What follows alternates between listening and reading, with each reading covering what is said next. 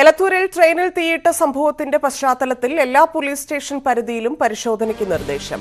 Railway station, bus stand, ഹോട്ടലുകൾ, ഇതര സംസ്ഥാനക്കാരുടെ ക്യാമ്പുകളടക്കം നിരീക്ഷണത്തിലാണ്. സംശയാസ്പദമായി കണ്ടെത്തുന്നവരെ കസ്റ്റഡിയിലെടുക്കാനും നിർദ്ദേശം നൽകി. കർശന നിരീക്ഷണത്തിനാണ് നിർദ്ദേശം നൽകിയിരിക്കുന്നത്.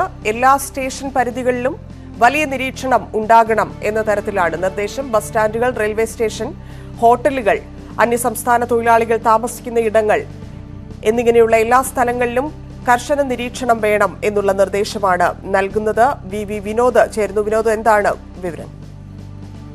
ധന്യ, സംസ്ഥാനത്തെ മുഴുവൻ പോലീസ് സ്റ്റേഷനുമാണ് ഇപ്പോൾ ഇങ്ങനെ ഒരു അന്വേഷണം, സമഗ്രമായ അന്വേഷണം നടത്തണമെന്ന് നിർദ്ദേശം നൽകിയിട്ടുള്ളത്. അതോടൊപ്പം റെയിൽവേ സ്റ്റേഷനുകൾ, ബസ് സ്റ്റാൻഡുകൾ തുടങ്ങി എല്ലാ യാത്രാ സംവിധാനങ്ങൾ, അങ്ങനെയുള്ള കേന്ദ്രങ്ങളിൽ പരിശോധന, അന്യസംസ്ഥാന തൊഴിലാളികൾ താമസിക്കുന്ന ക്യാമ്പുകൾ, അവിടങ്ങൾ കേന്ദ്രീകരിച്ചും പരിശോധന നടത്തണമെന്ന നിർദ്ദേശമാണ്.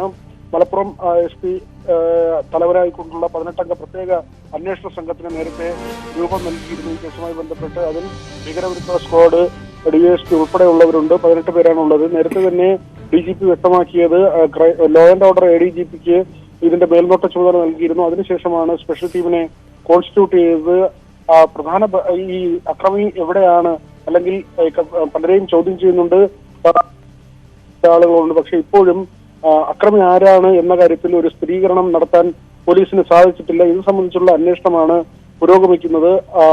ഉത്തരേന്ത്യൻ സ്വദേശിയായ ആളെന്ന ഒരു സൂചനയാണ് യാത്രക്കാർ നൽകിയിട്ടുള്ളത്. ഇതിന്റെ അടിസ്ഥാനത്തിൽ രേഖാചിത്രം തയ്യാറാക്കുകയും ചെയ്തിരുന്നു. ഇത് ഉൾപ്പെടെയുള്ള കാര്യങ്ങൾ കേന്ദ്രീകരിച്ചാണ് അന്വേഷണം. അതോടൊപ്പം മൊബൈൽ ഫോൺ ടവറുകളും ഈ ഉപേക്ഷിക്കപ്പെട്ട നിലയിൽ കണ്ടെത്തിയ ബാഗിൽ നിന്ന് ലഭിച്ച ചില വിവരങ്ങളും വെച്ചുള്ള അന്വേഷണമാണ് പോലീസ് ഇപ്പോൾ നടത്തിക്കൊണ്ടിരിക്കുന്നത്. തന്നെയാണ്. ശരി, നന്ദി വിനോദ്.